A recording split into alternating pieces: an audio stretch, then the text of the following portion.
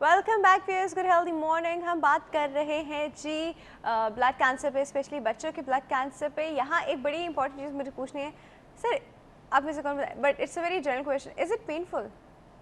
Sometimes अगर bone में है तो पेनफुल होता है। किस तरह का पेन, मतलब हड्डियों में हड्डियों में दर्द हो दर्द रहा होता होता है, है? हड्डियों में दर्द होता है उनके बच्चों का। अच्छा, जी जी। तो हम लोग तो जब बच्चा कंप्लेन करता है हड्डियों में दर्द हो रहा है तो हम मानते ही नहीं है, मतलब इन सेंस के या किस उम्र में इसको क्या हड्डियों में दर्द होगा? जैसे डॉक्टर साहब ने बताया कि कोई चीज़ प्रोलॉन्ग हो, अगर एक दिन खेल के बाद में दर्द हो रहा है वो तो कोई ऐसी चीज़ इसलिए कि नहीं है। हमारे यहाँ जो सबसे कॉमन वजह है बच्चों के पेट, एक तो दर्द होने की, एक तो ग्रोइंग पेन्स होते हैं, एक विटामिन डी डेफिशिएंसी एक अलग चीज़ है। ठीक है। लेकिन अगर कोई भी चीज़, कोई भी सिम्टम देखें, कैंसर के जो सिम्टम्स हैं वो कोई ऐसे नहीं होते हैं कि बहुत अनयूजुअल होते हैं।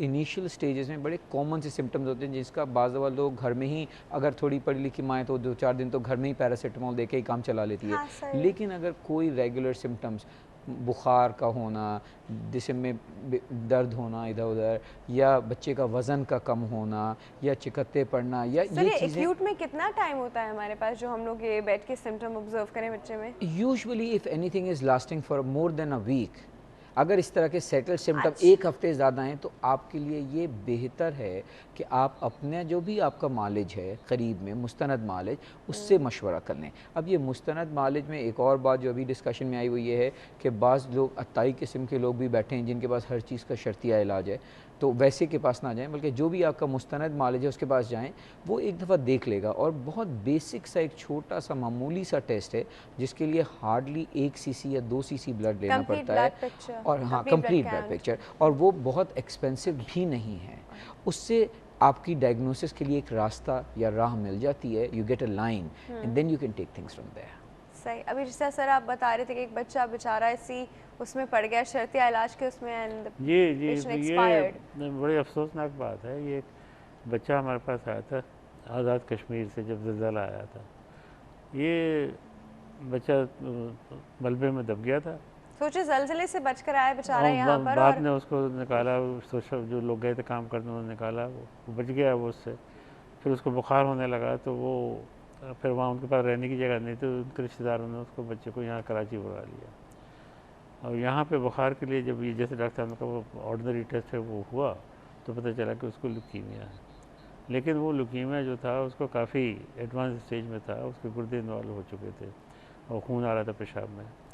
तो बाहर अस्पताल के एक इश्तहार लगा हुआ था किसी का कि हम शर्तिया इलाज झाड़ फूँक से कर देंगे इसका। झाड़ फूँक से? तो वो ये तो बेचारे हर चीज़ डूबते को तिनके का सहारा उस का वक्त तो वो होता है कुछ कि भी भाई ढूंढ रहे होते हैं इस तरह की कोई भी कि बात और सुनने फिर को ये मिल कि जाए। जो इलाज है इसका इंजेक्शन लगना और वॉमिट होना, ये करना वो करना, बहुत उससे लोग अपसेट होते हैं। और ये इलाज जो है इसमें बड़ा डिसिप्लिन की ज़रूरत है।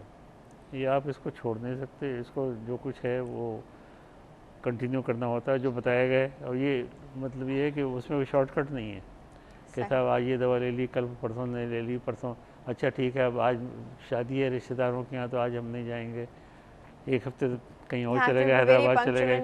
जी, तो जो टाइम टेबल दिया गया है उस पर आके दवाएं लेनी है, इंजेक्शन लगने हैं, जो भी टेस्ट बताए जाते हैं वो टेस्ट होना ज़रूरी है, क्योंकि हर कीमोथेरेपी से पहले ब्लड टेस्ट होना ज़रूरी होता है, ताकि ये देखना है कि उनके ज़रात ठीक चल रहे हैं। अगर बहुत कम हो गए हैं तो फिर कौन सी कीमोथेरेपी मिलनी है, क्या करना है, अगर इन्फेक्शन है तो उसके लिए क्या दवा देनी है, ये सब चीज़ें। अच्छा, इन्फेक्शन फॉर श्योर शॉट होती ही है? नहीं, इन्फेक्शन शॉर्ट होता नहीं है, डिपेंड करता है कि उनकी हाइजीनिक कंडीशन और माँ बाप कैसे घर पे रहते हैं।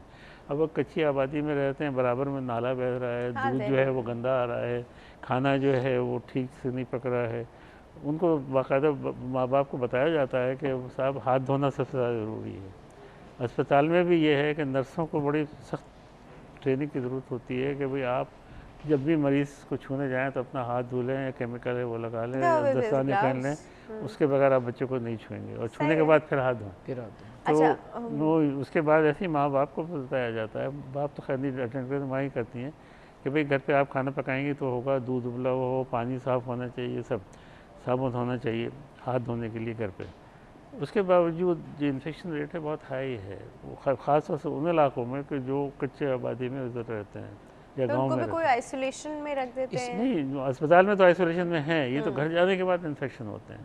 मिसाल के तौर पे कि कोई रिश्तेदार आया बच्चा, उसको मीजल्स निकले हुए हैं तो वो तो शॉर्ट शॉर्ट वो बच्चे को वो तो है लगेंगे और वो फिर। चला जाएगा। वो तो गया।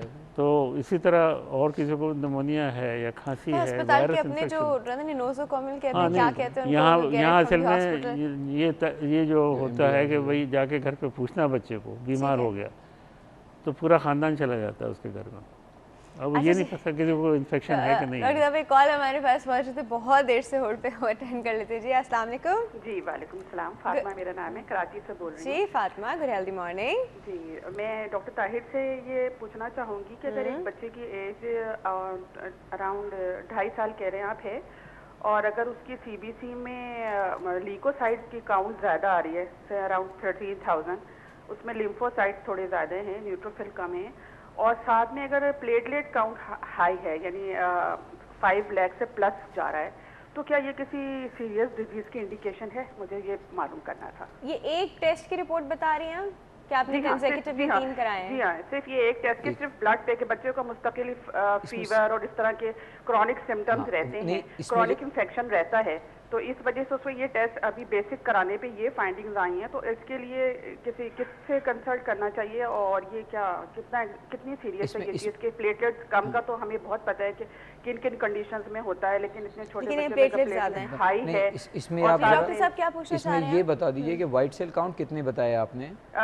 जी 13,000 अगर 13,000 वाइट सेल काउंट हैं तो मैं बहुत ज़्यादा परेशान नहीं होऊंगा, और जहाँ तक प्लेटलेट के बढ़ने की वजह है तो उसकी कई वजूहत हो सकती हैं, और उसमें एक अजीब सी बात है, लेकिन बाज़ दवाएं भी ऐसी हैं कि जिनकी वजह से प्लेटलेट काउंट बढ़ जाता है।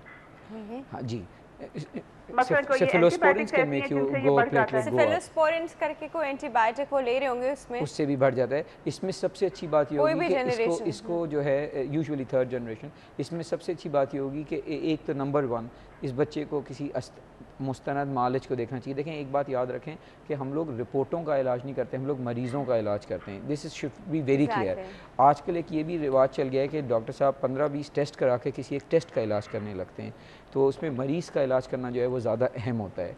तो this is what I would recommend.